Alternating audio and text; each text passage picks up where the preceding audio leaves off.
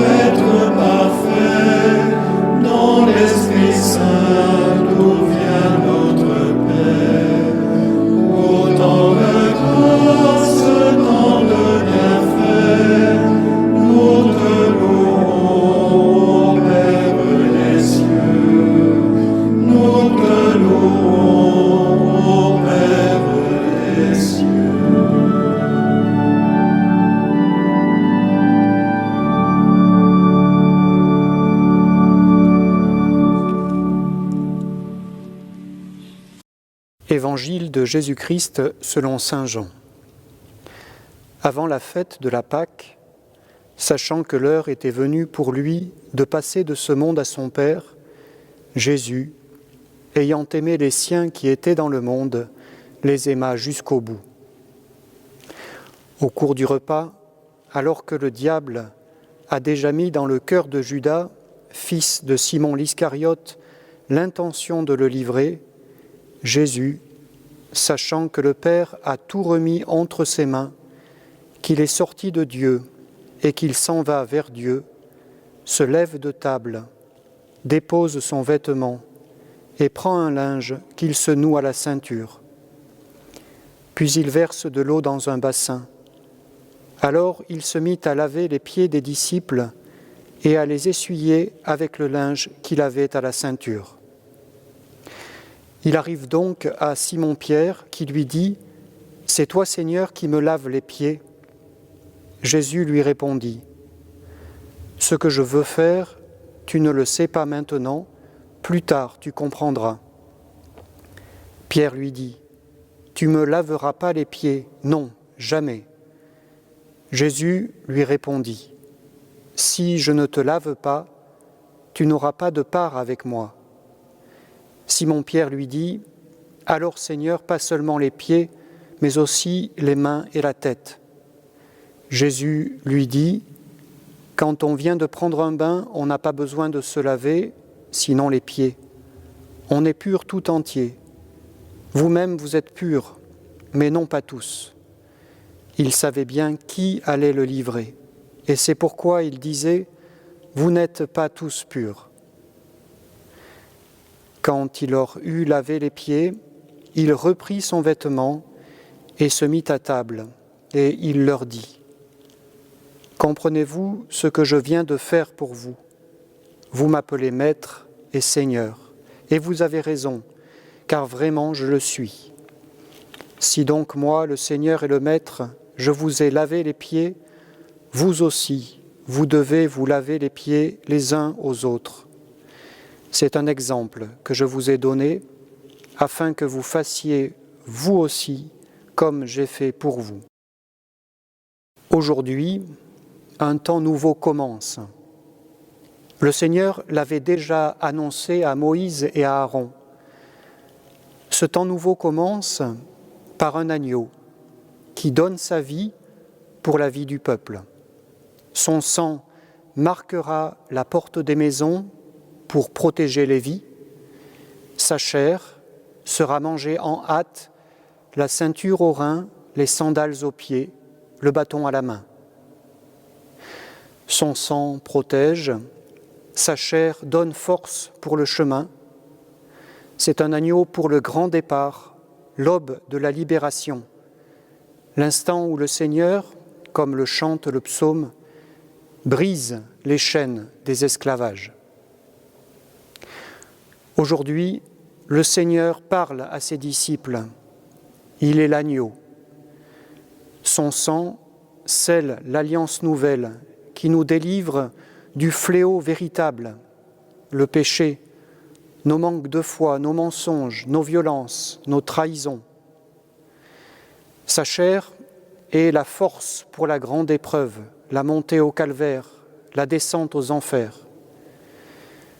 Son sang délivre et sa chair donne force pour traverser l'épreuve. C'est le jour du grand départ, l'aube de la libération, l'instant où le Seigneur part devant, briser les chaînes de nos esclavages. Et nous restons derrière jusqu'à ce qu'il vienne. Jour de combat et d'agonie, jour de ténèbres. Aujourd'hui, le Seigneur nous aime jusqu'au bout. Il est le Fils. Ses mains, en coupe, élèvent ce monde enténébré, l'élèvent en bénédiction, afin qu'il soit traversé d'amour. Il l'élève en s'abaissant. Il se lève, déjà ressuscitant. Il dépose son vêtement en nudité du premier jour de toute la création. D'un linge, il couvre sa nudité, non par peur comme Adam et Ève au jardin, mais par amour. Il le noue à la ceinture, librement, nouant sa vie à notre vie qui se perdait. Il verse l'eau qui fut séparée en deux pour livrer passage au peuple et engloutir l'ennemi. Il lave les pieds. Il est l'esclave, le tout petit, afin qu'aucun de ses petits ne se perde. Et il les essuie avec un linge immaculé. Il donne part à sa victoire. Alors le combat peut commencer. En Simon-Pierre, en qui toute l'Église se reconnaît. Simon-Pierre refuse l'abaissement de son Seigneur, mais sur un mot de Jésus, il se laisse vaincre. Et pourtant Jésus prévient. Cette première bataille est gagnée, mais à chaque pas une autre sera à mener. Et pour cela, il nous donne tout ce dont nous avons besoin. C'est un exemple que je vous ai donné, afin que vous fassiez, vous aussi, comme j'ai fait pour vous. En ce jour, demandons au Seigneur de communier à ce geste que le Christ fait pour nous délivrer du mal et pour nous donner la force pour le combat à mener. Le combat dans la nuit, nuit de ces temps de pandémie, nuit des malades, des soignants qui se battent à leur côté, nuit des détenus, des demandeurs d'asile, des sans-domicile, nuit des personnes âgées en EHPAD ou isolées, nuit de nos proches, de nos lointains, nuit des continents plus fragiles. Pour chacun et pour tous, Jésus s'abaisse et nous ouvre le chemin de la victoire, faisant de même et devenant les uns pour les autres protecteurs et soutiens, corps et sang, chair vivante d'une vie généreuse que le mal et la mort ne pourront pas retenir. Amen.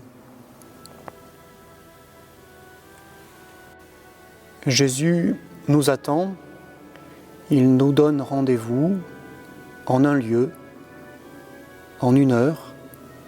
Ce lieu, c'est la chambre haute que nous pouvons prendre le temps d'imaginer, sa taille, la manière dont elle est décorée, la table qui est disposée, et dans un coin, un linge, de l'eau, un bassin.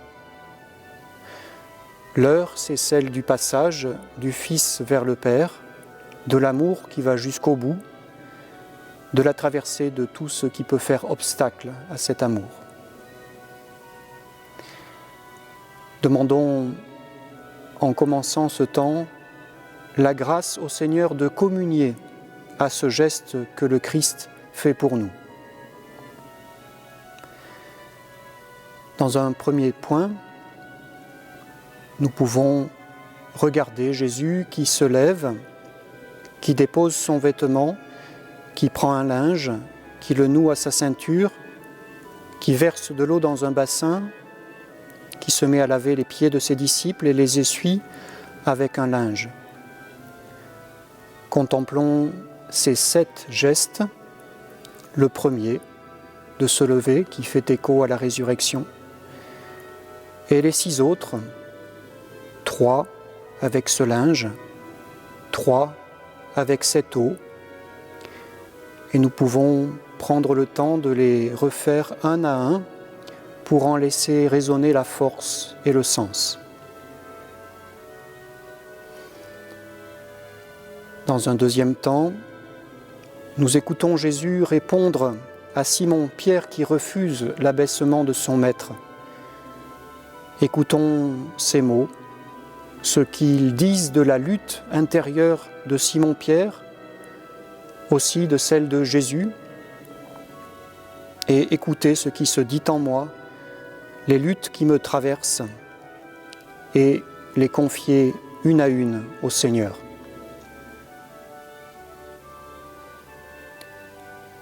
Dans un troisième temps, je réentends ces mots. C'est un exemple que je vous ai donné afin que vous fassiez vous aussi comme j'ai fait pour vous. Je prends le temps de contempler la manière dont ces mots font leur chemin en Simon-Pierre, en chacun des disciples, et finalement, comment ils font leur chemin en moi, quels désirs ils font monter.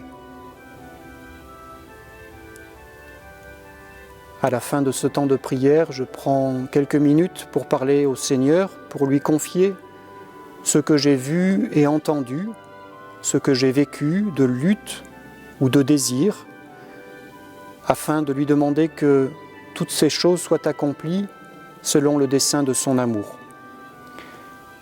Et je pourrais terminer par cette prière.